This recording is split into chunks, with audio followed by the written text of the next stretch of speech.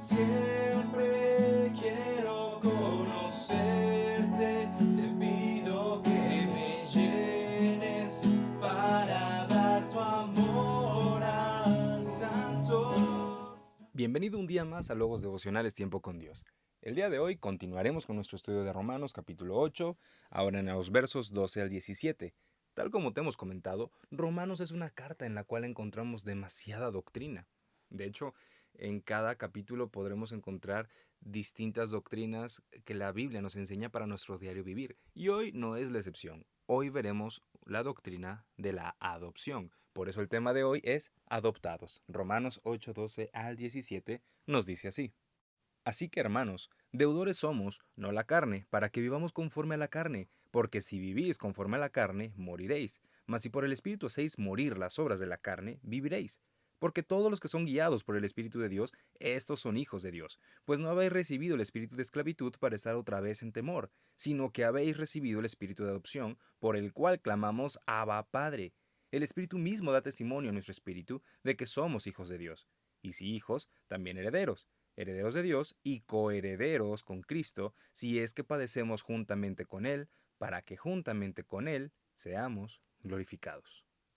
Ahora, yo sé que ahorita que terminamos de leer la cita bíblica, estás pensando en la palabra que aquí se menciona, ¿no? Abba Padre. Y he escuchado muchas canciones a lo largo de esta expresión, Abba Padre. He escuchado muchos comentarios. Y no es para menos, es una expresión hermosa que denota lo que tú y yo somos en Dios. De hecho, Martín Lutero solía decir que toda la vida cristiana se resume en la palabra Abba, porque un creyente clama con confianza a Dios. Pero vamos a llegar a este punto en un momento. El apóstol Pablo comienza diciéndonos a todos que debemos recordar nuestra identidad y que nuestra identidad, amados hermanos, precisamente es la de una persona adoptada. Somos hijos de Dios, pero nuestra identidad no está ah, arraigada a la carne.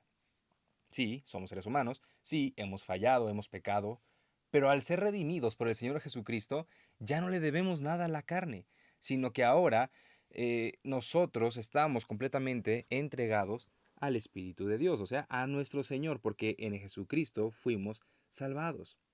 Es hermoso lo que vemos aquí, porque no se trata únicamente de ser libres del pecado, que sí, el Señor Jesucristo nos lo da, sino que se trata de vivir como hijos adoptados que tienen una herencia según Jesucristo. Pero, ¿qué significa esto a la luz de la Escritura? Perdón.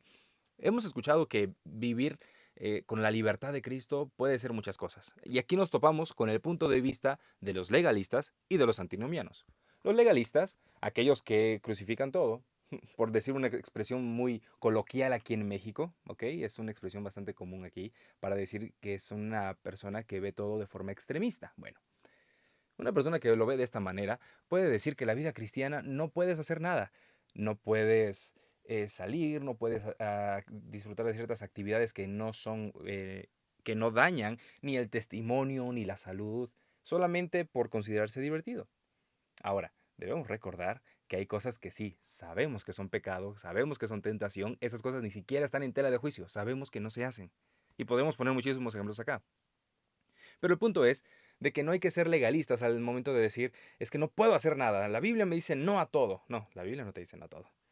Y por el otro lado, los antinomianos o personas que están en contra de la ley, en contra de las reglas, dicen todo lo opuesto. Tal como lo vimos hace unos capítulos. Hay personas que dicen, pues si Dios se manifiesta y se glorifica cuando una persona peca, pues hay que pecar más para que la gloria de Dios se manifieste más. Bueno, ese es un punto de vista extremo. ¿Sí me explico? O sea, son los dos extremos. Personas que ven el legalismo y las personas que están en contra de las reglas.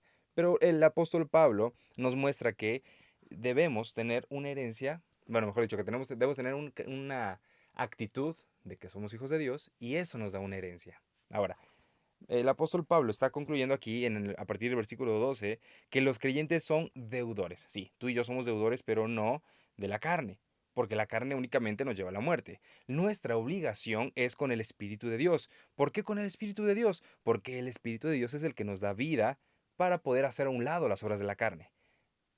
Ahora, no estamos hablando de que la salvación es por obras, no, no, no, no, para nada. Estamos hablando de que el Espíritu Santo hará la obra en nosotros y nosotros podremos hacer morir las obras de la carne. Vivir en el Espíritu, amados hermanos, no es algo opcional para nosotros. Hacer morir las obras de la carne todos los días no es algo opcional. Hacer a un lado el pecado, salir adelante de las pruebas, no es opcional. Tampoco debemos verlo como una imposición, no, porque aquí viene el punto. La evidencia de la salvación es que una persona cristiana, un verdadero cristiano, todos los días se esfuerza por amor a Dios en no ofender a Dios con el pecado. Ese es el resultado. Y eso significa vivir en la libertad del Espíritu. Eso es lo que significa libres del pecado, no libres para pecar, ¿ok? Debe ser algo que debemos tener en claro. Si somos adoptados por el Señor, es porque ahora somos libres del pecado, no libres para pecar. Y esto nos lleva al versículo 14, en el que dice, porque todos son guiados por el Espíritu de Dios, todos los que son guiados por el Espíritu de Dios, estos son hijos de Dios. Esta es la afirmación que hace el apóstol Pablo. Y es que, amados hermanos, aquí empezamos a ver que el ser adoptados por Dios conlleva ser guiados por el Espíritu Santo, conlleva a orar en el Espíritu, a vivir en el Espíritu, a hablar en el Espíritu. Pero a qué nos referimos con esto? Recuerda, hacer las cosas en el Espíritu no significa que vamos a basarnos en nuestras emociones, ¿ok? No voy a basarme en que yo siento bonito, en que yo me siento bien, y todo eso no es bíblico. Queremos saber, o incluso decir, ¿no? Que la llenura del Espíritu Santo es porque yo siento un fuego ok, vámonos por partes. ¿Qué nos dice la Biblia? Recuerda, amado hermano, no juzgamos la Biblia con base en nuestras experiencias. Debemos juzgar nuestras experiencias con base en lo que la Biblia dice. Y es que la guía del Espíritu es una marca que todos los creyentes debemos tener, pero la guía del Espíritu no es emocionalismo. La guía del Espíritu, como lo vemos en todo el contexto de lo que nos está hablando el apóstol Pablo en Romanos 8, es algo objetivo y es algo moral. O sea, en otras palabras, el Espíritu Santo guía al creyente a obedecer la palabra y a vencer el pecado. Y ahora sí, nuestra oración en el Espíritu significa que vamos a orar conforme a lo que la Biblia dice para vencer el pecado, ¿ok? Obedeciendo a la palabra de Dios y de esta forma venceremos el pecado. Nuestras conversaciones deben ser en el Espíritu. Debemos edificar a otras personas obedeciendo lo que nos dice la Escritura de cómo debemos hablar. Te dejo de tarea que leas Colosenses, ahí nos dice bien cómo debemos hablar. Y también en nuestras conversaciones debemos vencer el pecado. En nuestra forma de vivir, vivimos en el Espíritu. ¿Pero qué significa? ¿Significa que voy a hacer un desorden? No. Significa que obedeceré la palabra de Dios, que cumpliré las indicaciones que Dios me ha dado en sus escrituras y de esta forma venceré el pecado. Espero estarme explicando. Todo esto viene en el contexto de lo que hemos estado hablando.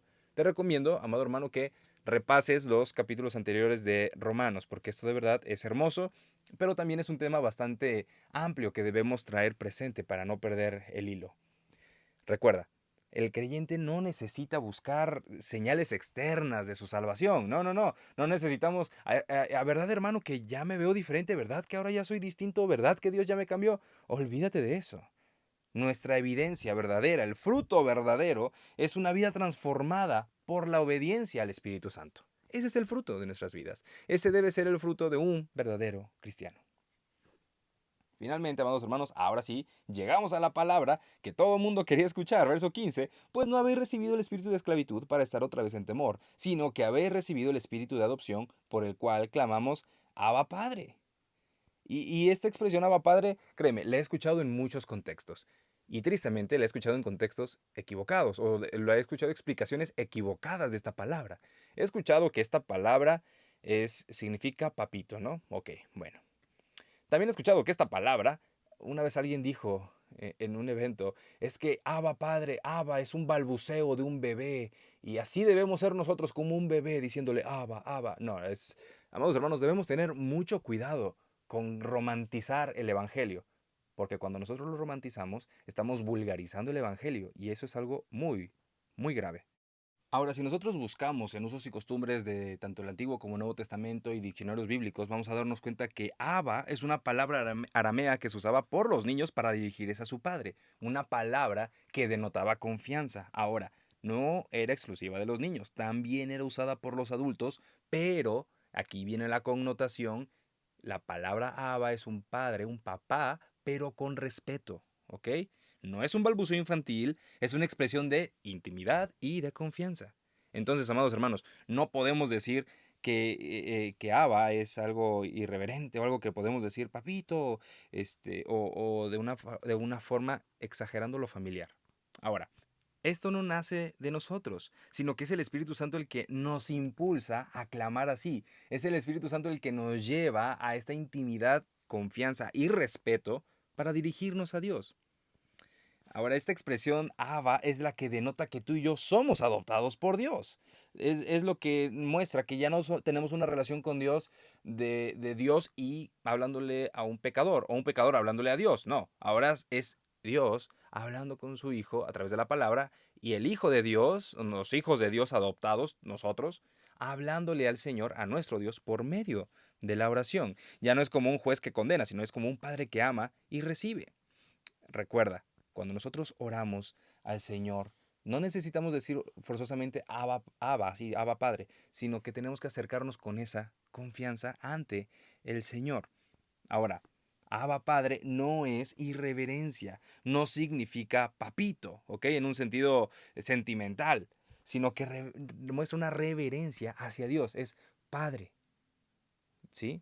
No podemos minimizar a Dios, no podemos, como lo hemos comentado aquí y en los atributos de Dios, no podemos vulgarizar a Dios, no podemos bajarlo a nuestro contexto. Y alguien puede decir, es que es para que la gente lo entienda mejor. No, no es de que la gente, no es adaptar la Biblia para la gente, es que la gente debemos, como seres humanos, debemos entender lo que nos dice la Biblia.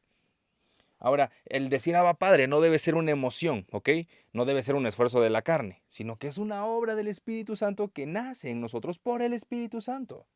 Recuerda, las canciones, y de verdad he escuchado muchas canciones que mencionan a Abba Padre, y la mayoría lo hacen musicalmente hablando con tonos menores para tocar las emociones de las personas. Y recuerda cuando el Señor te encontró, y recuerda, y lloramos porque somos seres sentimentales, y dile Abba Padre. Entonces, debemos tener mucho cuidado con eso, porque Abba Padre no significa sentimentalismo, ¿ok? Cambiemos nuestra forma de orar a la forma de orar de un cristiano bíblico. Y los cristianos bíblicos, ¿cómo oramos, amados hermanos? Le decimos al Señor, Padre, únicamente, por respeto, por cercanía, porque sí, es nuestro Padre, pero también es nuestro Dios, también es nuestro Señor. Recuerda, no todos pueden llamar a Dios Padre en este sentido, solamente los que hemos sido adoptados con Cristo por medio de la fe verdadera.